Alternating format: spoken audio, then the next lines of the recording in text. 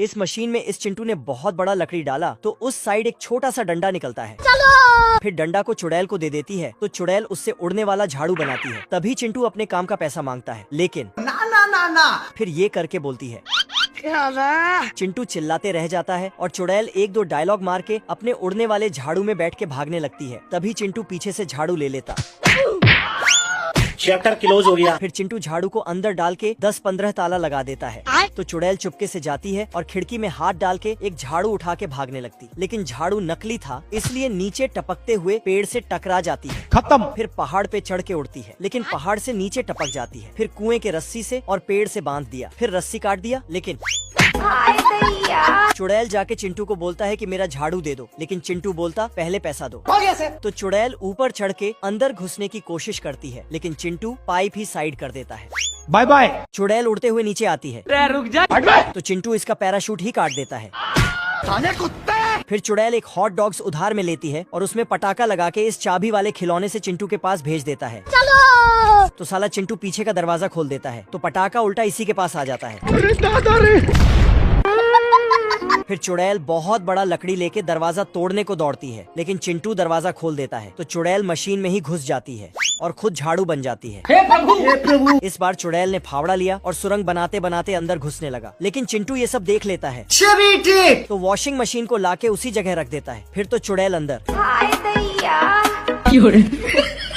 चुड़ैल गलती से इस रूम के अंदर घुस जाती है। हेलो। फिर आग जला देती है तो खत्म। चुड़ैल हार मान के चिंटू के पास आता है और फिर अपना एडवांस वॉलेट खोल के सारा सामान नीचे गिरा देती है। गजब। फिर चिंटू को 50 रुपया दे देता है तो चिंटू ताला खोल देता है, लेकिन अंदर बहुत सारा झाड़ू था।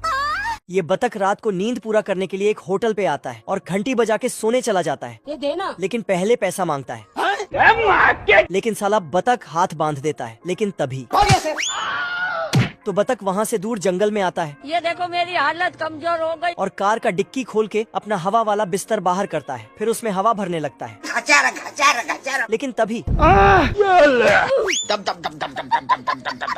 बतख का सिस्टम हिल जाता है तो फटाक से नीचे तकिया लगा देता है, पर तभी पंप टेढ़ा हो जाता है तो और टेढ़ा कर देता है। खराब हो जाएगा। मैं माँ। फिर अपने मुंह से ही हवा भरने लगता है। जय महाराष्ट्र।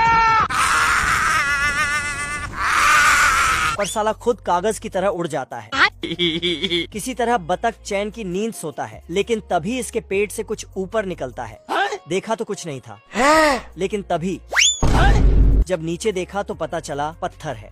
ये बतख पत्थर को पहाड़ पे फेंकता है तो पत्थर पहाड़ से वापस नीचे आने लगता है और अपने साथ साथ सभी बड़े पत्थरों को ले जाने लगता है। बाप रे। बतख देखता है और जान बचाकर गाड़ी में बैठकर भागता है, लेकिन थोड़ा सा आगे जाते ही इसका गाड़ी ही बदल जाता है। ये सब छोड़ छाड़ के बिस्तर में लेट के खराटे लेने लगता है। साला ऐसा खराटा लेता है कि खुद आगे चलने लगता है और खाई में टपक जाता है। गया। लेकिन नीचे पानी था इसीलिए नीचे मछली के साथ ही सो जाता है। हे प्रभु! हे प्रभु! और दोनों कंबल खींचने लगता है। लेकिन तभी बाप रे। फिर से आके सोता है, लेकिन इस बार इसके खर्राटे से पेड़ का टहनी ही इसके मुंह में घुसने लगता है। पर तभी अचानक टहनी को दूर फेंक दिया, लेकिन फिर उसमें एक लकड़ी लगा दिया और जाके सो गया। लेकिन साला ये इतना जोर से खर्राटे लेता है कि लकड़ी वहाँ से हट जाता है। फिर टहनी पंप पे गिरता तो बिस्तर में हवा भर जाता है और बिस्तर हवा में उड़ते हुए उसी होटल में पहुँच जाता है। तभी आदमी बाहर आके पैसा मांगता तो पैसा दे देता है। अच्छा।